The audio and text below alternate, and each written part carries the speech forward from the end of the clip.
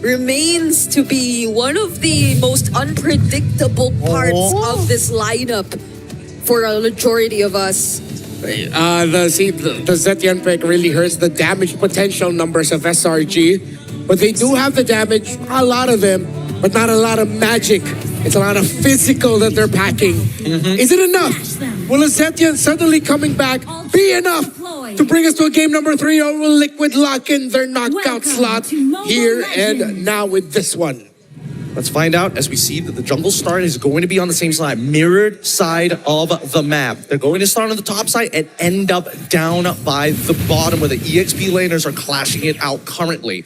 Now, we saw how the Sora provided some value when it hit at level 4, but prior to that, now that he doesn't have to worry about Claw getting these 3 hits, Oheb, I want to see how he trades against it. Carry versus Sora once again.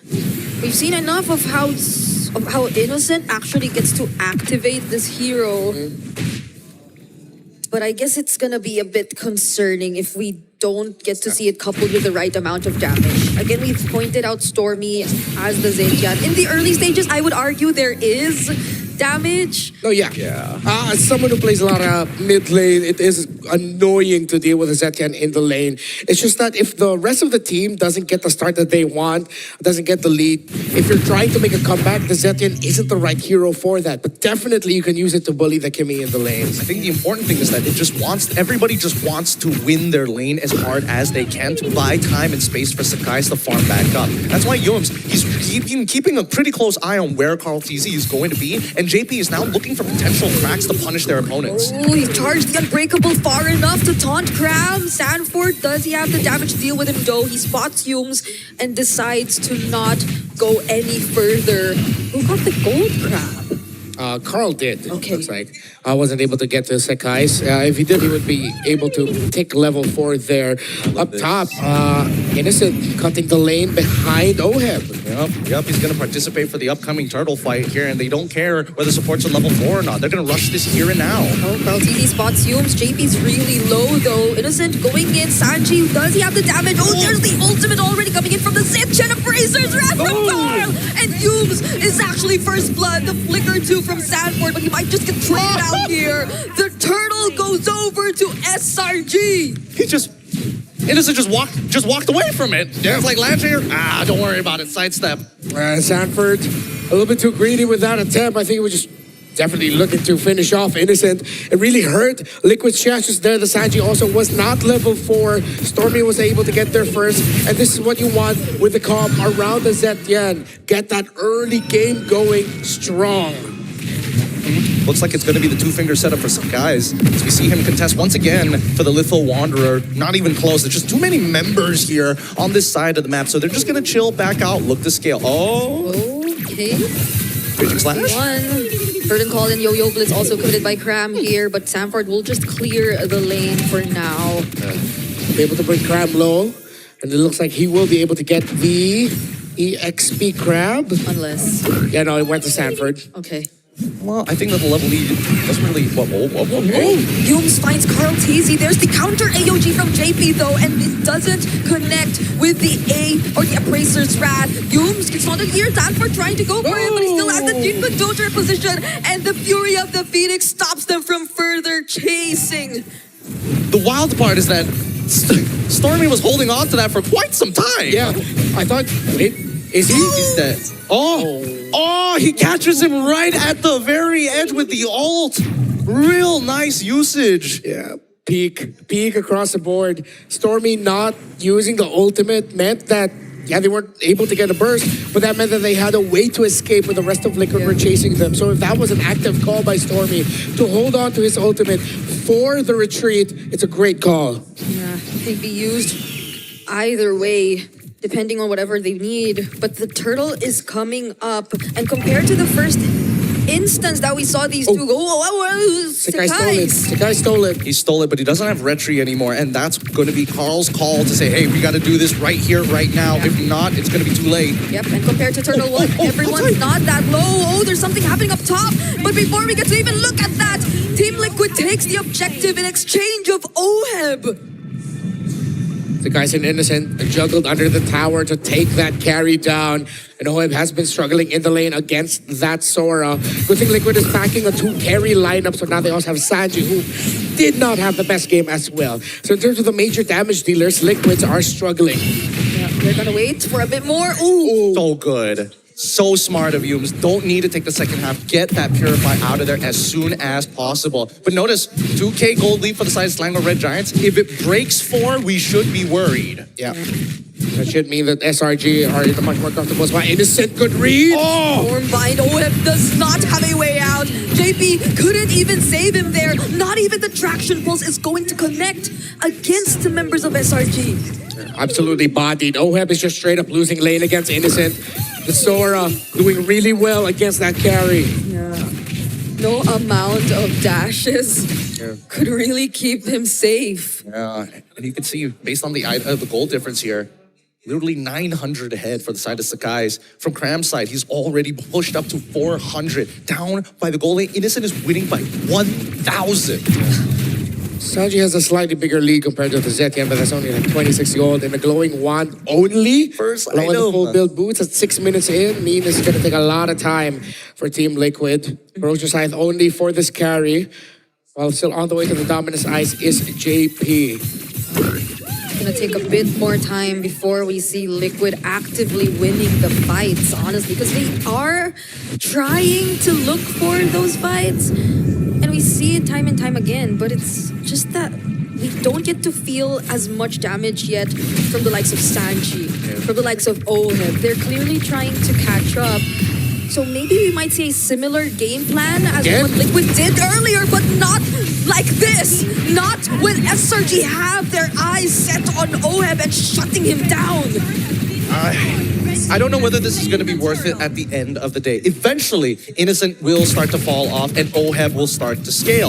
And Team Liquid, they know that. They know that it's all about just holding out until we get those items, and eventually we will be able to beat them in terms of raw damage. The only problem is that SRG is really good at kiting him with a composition that has a majority of ranged heroes, well, quote-unquote ranged heroes. It's going to be extremely difficult for Team Liquid to walk out without punishment. Oh, Humes. Will they actually go for Sanford here? Still survives. Mountain Shocker available even under the turret.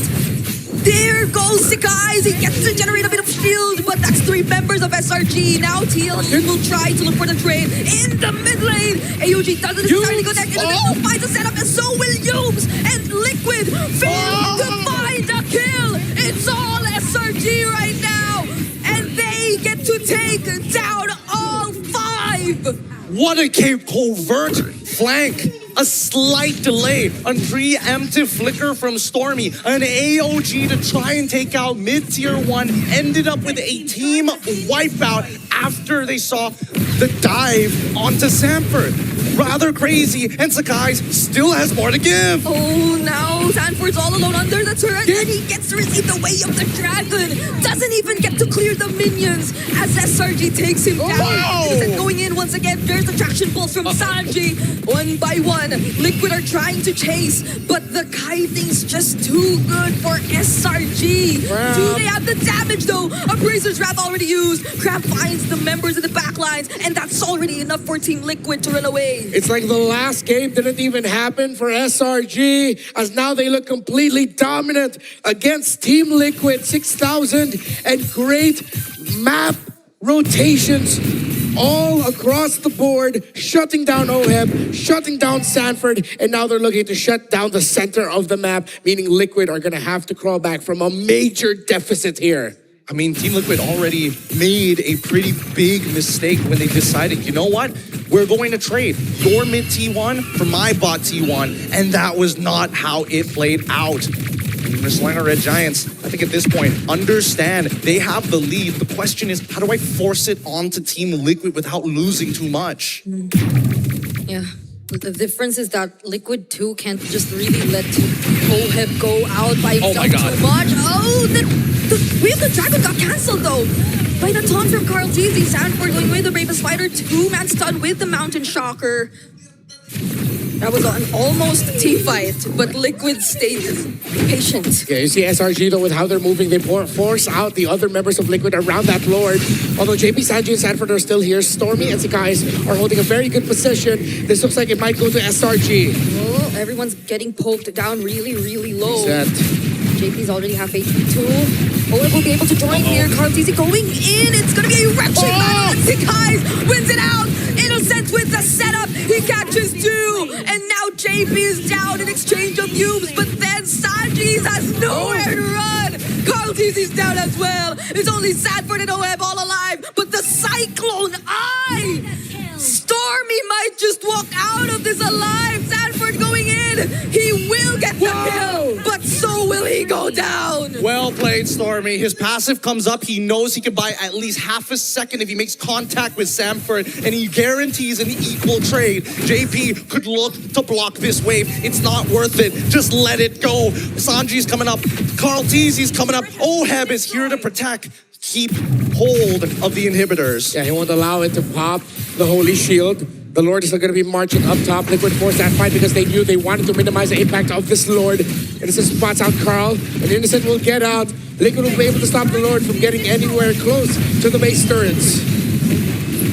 They get to clear it out somehow. For now, this has been such a good game for Cram though. Yes, excellent. 5-0-2 on the CC. His late entries have been key. The use of the curtain call, tying Liquid together, the team fighting, making it awkward for them. Kick though already committed by Yubes. I mean, they're going to keep trying every single time his cooldowns are off, right? The only time Liquid decides, you know what, maybe we'll consider what you're doing is when you're already in their face and they need to respond. If not, they're just going to flop over. And Team Liquid does not like flopping over.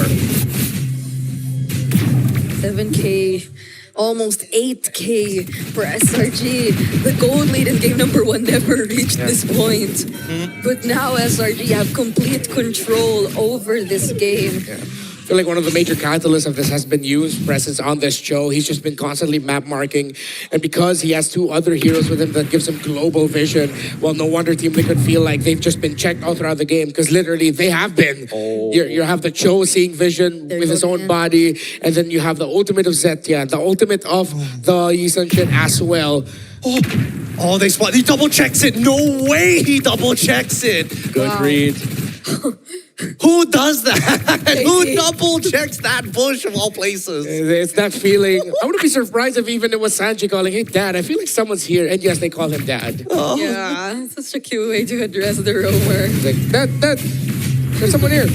Yeah, it just sounds like the parent. Yeah, one of the problems now is Liquid will have a wave that they have to think about in the bottom lane, handled here by Cram.